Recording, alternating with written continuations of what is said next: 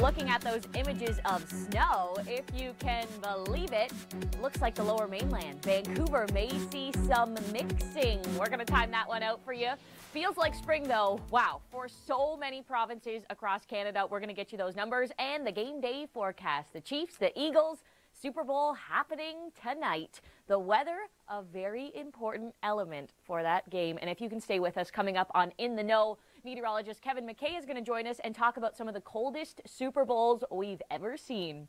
All right, it's time now to jump into your forecast across the west. Rain today. Rain developed through the overnight. It's going to rain throughout the morning hours. Freezing levels continue to drop, and that's where snow could come into the picture. Now for Vancouver, your main type of precipitation with this certainly is going to be rain across Vancouver Island as well.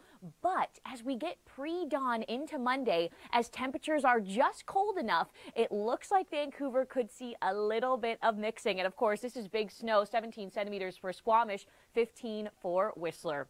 Now, of course, if you can stay with us here at the Weather Network, your full national forecast, it is coming up coast to coast. I'm glad you're joining us this weekend. But here, I'll just leave you with a little snapshot. Spring is trying to poke up right across Canada.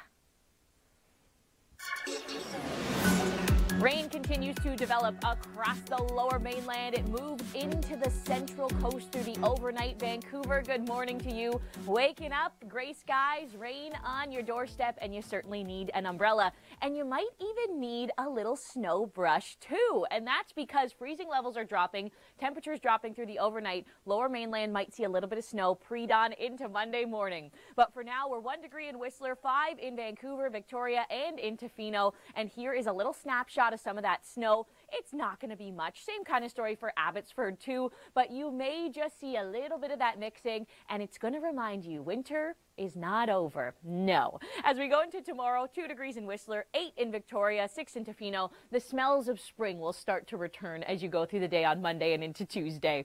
Now this afternoon, the smells of spring certainly are here for Halifax, Montreal, Ottawa, Thunder Bay at 5 degrees, Calgary into the double digits. But I don't want you to think this really is the start for spring, especially across Western Canada. Look at this here. This is the pattern mid-February into March. Dip in the jet stream. Colder air is now allowed to escape and come back into Canada. So we'll feel it across Alberta, Saskatchewan, Manitoba, Winnipeg. Look at this into this area of high pressure here. This is actually funneling in some of that warmer air, but it also funnels in that storm track too. So we will see some action over the next few days. But look at Montreal, for example. Stay Friday at 5 and then boom, you're back down to -11. Now, I want to take you to this day in weather history. The Yukon quest is underway, but on this date, they needed a rescue. Chris May explains.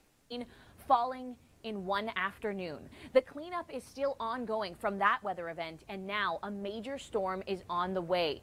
Gabrielle. This is a cyclone, and this storm is packing a major punch when it comes to wind. Now, of course, this is a serious weather story. The government is asking people to self-evacuate. They're asking people not to hoard supplies. This is going to be a very intense weather story, and you can see this rainfall graphic here shows you the bullseye, and this is where I want to bring in meteorologist Melinda Singh. Exactly how much rain are we expecting? It really is an unfathomable amount. Yes, within the city itself, definitely quite over 100 millimeters of rainfall. That's going to be falling within the span of 24 to 48 hours. So another major weather event for New Zealand, and many areas could also be pushing 200 millimeters of rainfall as well, Rachel.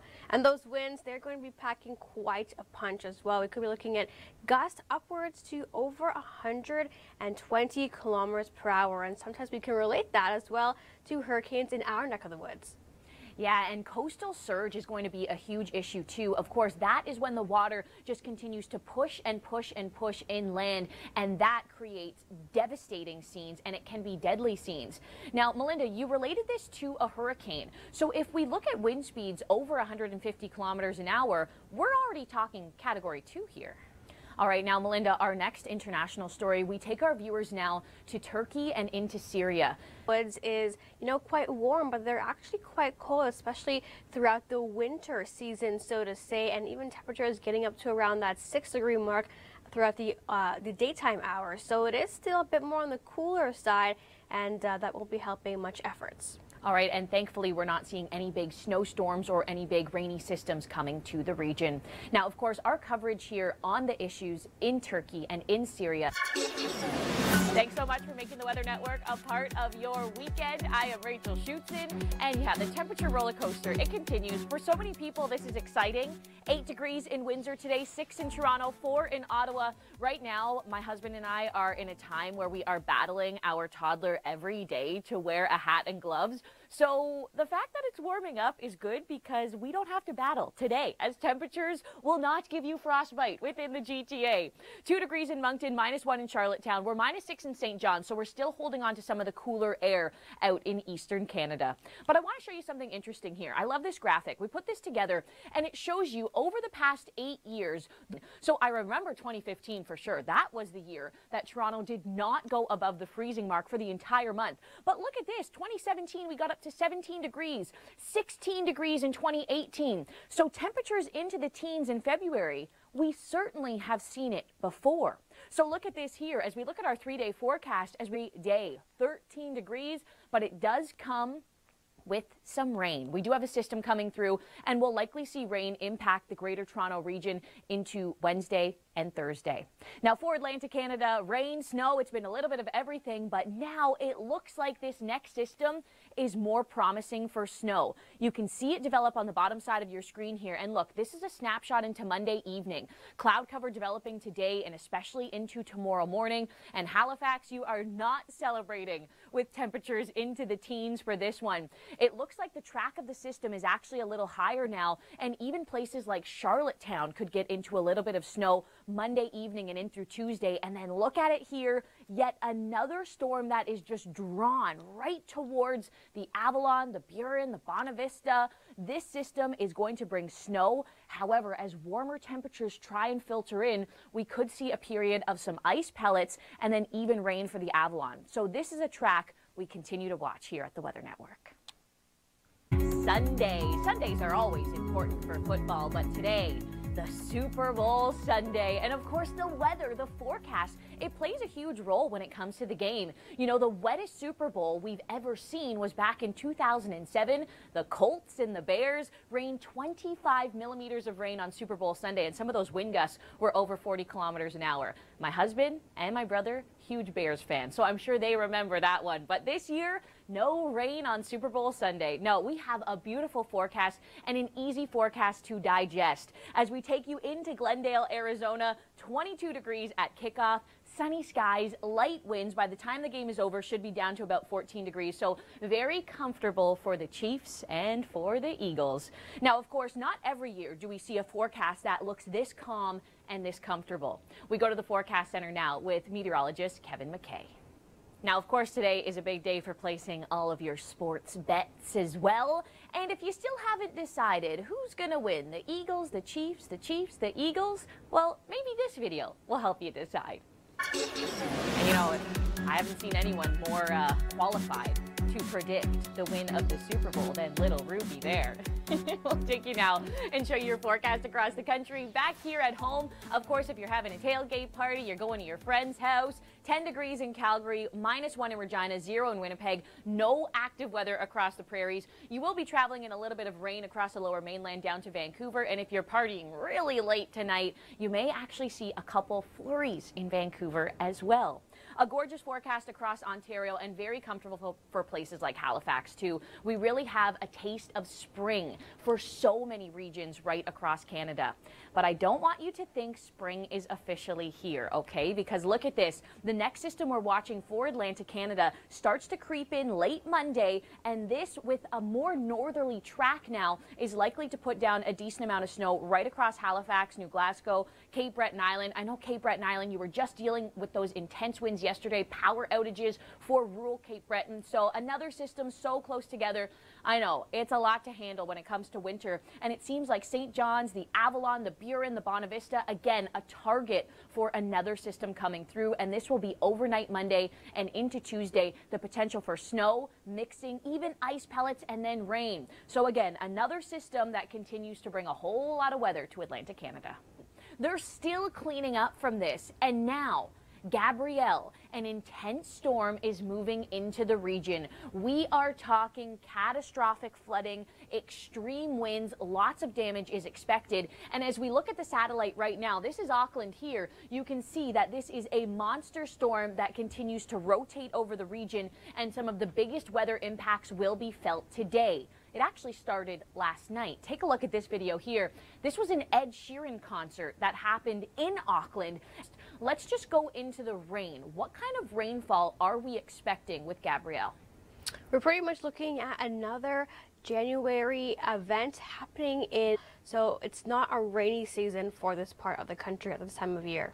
Now, next up, the wind. The wind could actually be classified as hurricane strength. This is not officially a hurricane, but some of these gusts are expected to be well over 100, maybe even 150 kilometers an hour.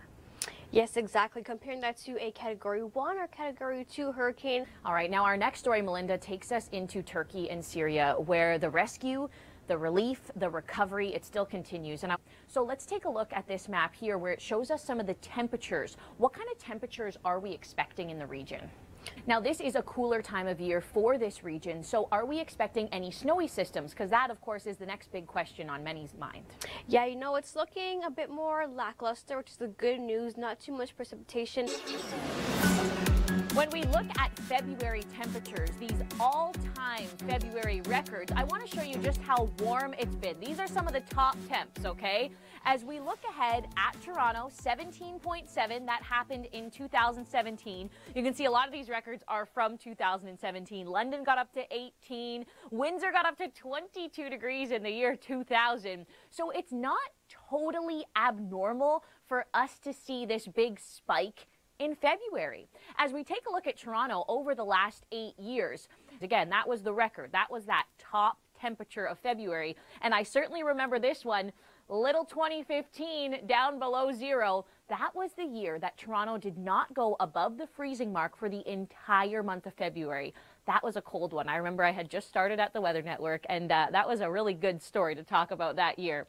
As we look at Oakville over the next 7 days, you can see the February warmth is coming, that day that we get into the teens. It is in the forecast this year, but it comes with a system, and that system is going to bring some rain midweek. And I don't want you to get too stuck on this icon here for Monday. Essentially, we do have a bit of a front. It's passing through northern portions of Ontario, and that could swing a little bit of cloud cover down and towards our region for tomorrow. So we may see a little blip in the forecast when it comes to a little bit of rain, maybe even a bit of mixing if it happens later on in the day. But other than that, the forecast really does look quite nice. We take you into Monday morning, -2. Look how light the winds are. They're coming out of the south.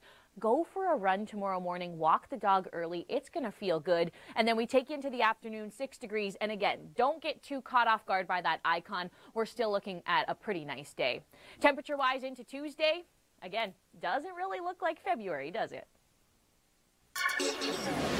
All right, harsh depths of winter. You know what? That was probably too extreme because this winter has just been so easy to deal with. You know, in my opinion, I've been loving it. And I want to explain why this weather has been easier to deal with. It's been milder, and it's because of this area of high pressure.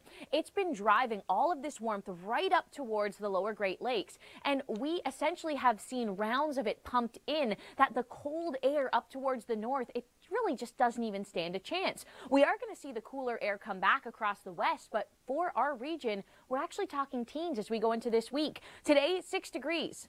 What a beautiful day in Toronto. And by the way, if you head down to Nathan Phillips Square today, the Leafs are hosting a free practice that anyone can watch, and there's going to be lots of fun events in the city. So what a great day to do it. Perfect weather. This afternoon, we're 5 in Whitby, 7 in Newmarket, 7 for Hamilton, Niagara Falls, and Kitchener. And through the overnight tonight, we got some really comfortable temperatures too. -3 in Toronto. The winds, again, really nice and light. So we're not seeing that disturbing the forecast too much.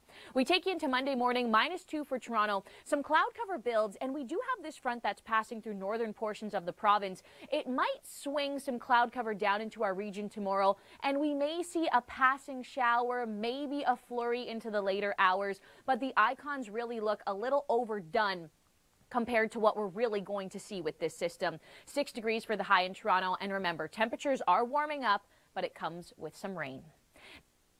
Temperatures going up and up for the city of Toronto. A mild chunk of February. I think a lot of us are going to remember the winter like this because it really is kind of a treat. But I want to show you the peak of some of the heat that is coming within the city. We take you into Wednesday. This warm air wants to filter in, and we've got teens across the south. Look at Windsor.